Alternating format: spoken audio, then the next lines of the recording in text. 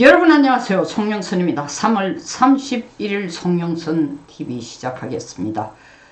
황현호 전 부장판사가 간곡히 한덕수 권한대행에게 만역을 임명해서는 안되고 할 필요도 없고 해야 될 이유도 없다라는 것을 길게 페북에 올렸습니다. 그리고 덧붙여 차명진 전 의원이 만역이란 사람이 어떤 사람인지 그리고 재판관으로 적절하지 않다 그 이유에 대해서 페북에 올렸습니다. 저는 지금 두 분의 페북의 내용을 황현호 전 부장판사의 내용은 아주 긴데 1번부터 10번까지 되어 있는데 그걸 다 읽지 않고 핵심만 얘기하고 차명진 전 의원 글은 제가 전부 읽어보겠습니다. 먼저 황현호 전 부장판사가 한 내용의 핵심은 뭐냐? 절대로 한덕수 권한대행이 만역을 임명해야 될 책임도 의무도 없다라는 걸 설명하는 그 핵심에 사실 본인 자신이 대통령 자신이 임명하지 않는 것을 권한대행이 임명한다라는 것은 이해상충의 문제다. 그래서 최상목 권한대행이 두 명의 재판관을 임명한 것도 잘못된 일이다라고 지적을 하면서 현재 민주당이 한덕수 권한대행에게 만역 임명하지 않는다고 재탄핵을 하겠다고 했는데 같은 사건에 대해서 재탄핵을 할 수는 없다 해도 그건 실질적으로 의미가 없는 거다 하면서 헌재가 불임명 행위에 국회 권한 침해를 결정한 것은 이건 왜냐하면 임명하지 않는다고 우원식이 국회 권한 침해를 했다고 권한쟁의 심판을 헌법재판소에 냈습니다. 그러니까 헌법재판소가 결론을 어떻게 내줬냐 하면 그거 권한 침해 맞다 라고 결정을 해줬지만 이렇게 결정해 준 것은 이해 강제력이 없고 꼭 그렇게 해야 된다는 게 아니고 단순히 선언적 의미일 뿐이다. 재판관 임명 최종 결정권은 결국 누가 가지냐? 대통령 권한대행에 있습니다. 권한대행 이전에는 대통령이죠. 대통령이 자기가 소추되고 난 뒤에 어떤 한 사람을 재판관으로 끌어야만 내가 소추당한 이 재판에서 유리할 거다 해서 재판관을 끌어오는 건 절대로 해서도 안 되는 것처럼 그 대통령의 권한을 이어받은 권한대행 역시 그런 이유로 이게 어느 쪽에 불리하다 유리하다라는 이유로 소추된 이후에 추가적으로 그 소추단들이 그들의 이익에 소추단 역시 그들의 이익에 맞추기 위해서 재판관을 추가 투입하는 것은 옳지 않다고 얘기하면서 재판관 임명 최종 결정권은 대통령 권한대행에 있습니다. 그러니까 한덕수 권한대행 당신에게 권한대행이 있다. 임명을 하거나 불임명, 임명을 하지 않는 것에 대해서 권한대행이 정치적 책임이 있을지는 모르나 법률적 책임을 지는 것은 아닙니다. 그러니까 법률적으로 임명을 하지 않는다 해도 아무런 책임이 없으니까 절대로 거기에 다시 재탄핵한다는 데에 겁을 먹거나 언짢아서 그리고 시끄러워지니까 다시 한덕수 권한대행에 소위 말하는 아무런 일도 못하게 손발을 자르는 데 대해서의 하나의 대응으로 그래도 내가 남아서 현 정부에서 남아서 권한대행을 남아가지고 이 엉망인 대한민국을 좀 끌어가는 일을 해야 되겠다라는 생각으로 만역을 임명할 생각은 하지 말라라는 겁니다. 자, 그 다음에는 차명진 전 의원의 페북 오늘 아침에 올린 페북 내용을 읽겠습니다. 차명진 전 의원은 사실은 이분도 운동권 핵심 운동권 출신입니다. 하여튼 제가 사족을 붙이지 않고 차명진 전 의원의 글을 읽겠습니다. 만역은 나의 대학교 같은 과 2년 후배입니다.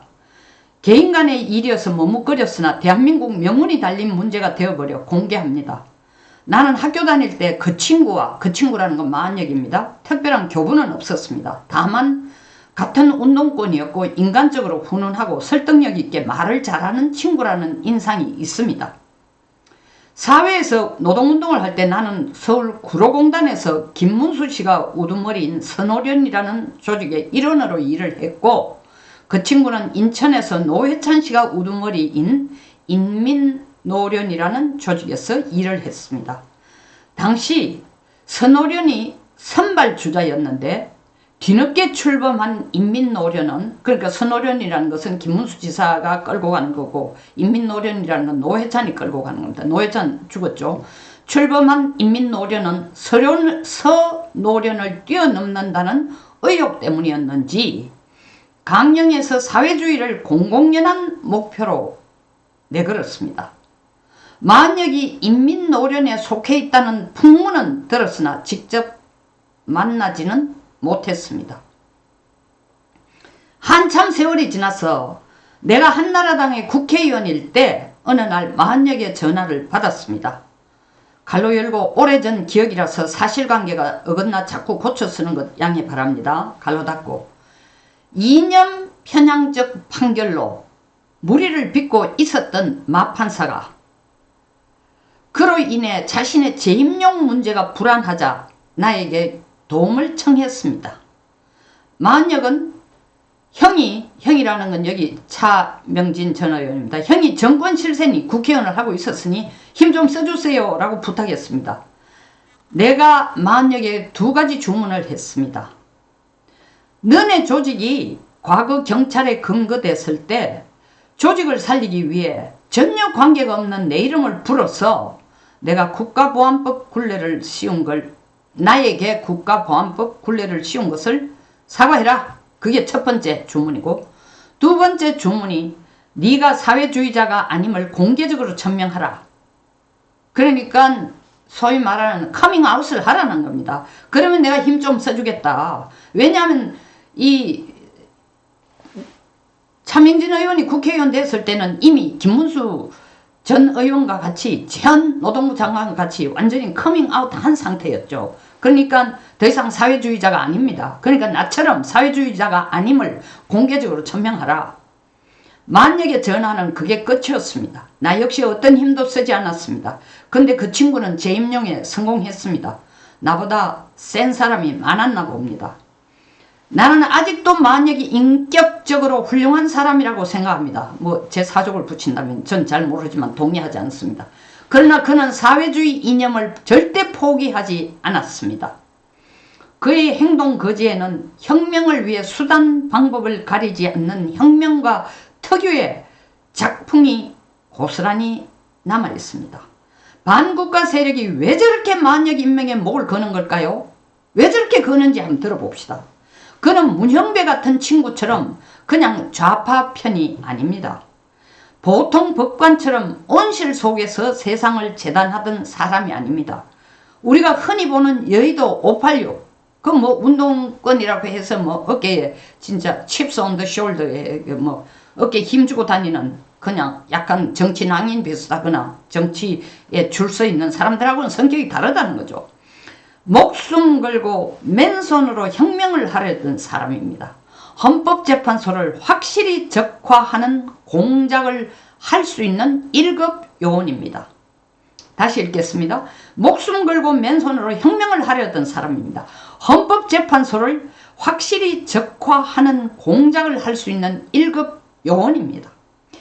만약에 헌법재판소로 들어가는 순간 탄핵 인용이 한 명 더 늘어나는 것이 아니라 분위기가 180도 바뀔 겁니다. 한 번 더 읽습니다. 만약에 헌법재판소로 들어가는 순간 탄핵 인용이 한 명 더 늘어나는 것이 아니라 그냥 대통령 탄핵 시키는데 한 숟가락 얹어주는 게 아니라 분위기가 180도 바뀝니다. 민주당이 만역 임명을 위해 내란 수준의 작당을 하는 이유를 나는 알 것 같습니다. 내란을 일으키면서까지 내란 선동죄로까지 고발당할 수위에 있는데도 불구하고 끝까지 만역을 밀어 열려고 하는 것은 꼭 윤석열 대통령의 탄핵을 위한 인용 숫자 6대3으로 만들기 위한 목표만이 아니라 헌법재판소 전체를 혁명할 거라는 겁니다. 어디로? 공산당화 시키고 적화시키고 그걸 가장 앞장서서 할 수 있는 사람이 마한혁이라는 겁니다. 여기까지 읽겠습니다. 여러분들 이걸 읽고 난 뒤에, 이걸 듣고 난 뒤에, 제가 읽는 걸 듣고 난 뒤에 생각이 어떻습니까? 이건 개인적으로 차명진 전 의원이 마한혁을 인간적으로 공격하는 거 전혀 없습니다. 뭐 인격적으로도 아직도 훌륭하다 그러니까 전 모르겠습니다. 겪어보지 않아서. 그러나 마한혁이 헌법재판소 들어가는 순간 대통령 탄핵 인용에만 영향을 미치는 게 아니라 헌법재판소 전체를 적화를 만들고도 남을 수 있는 인물이라는 겁니다. 그러니까 민주당이 모든 걸 걸어서 마한혁을 헌법재판소에 넣으려고 하는 겁니다. 사법부 전체를 좌파 카르텔화 시킬 수 있는 가장 확실한 인물 중에 한 사람이 마한혁이라는 것을 차명진 전 의원이 페북을 통해서 얘기했습니다. 판단은 여러분들에게 달려 있습니다. 그리고 상식이 통한다면 왜 민주당이 저 난리를 치는지를 이제 이해가 저도 가네요. 송영선TV였습니다. 끝까지 시청해 주셔서 감사합니다.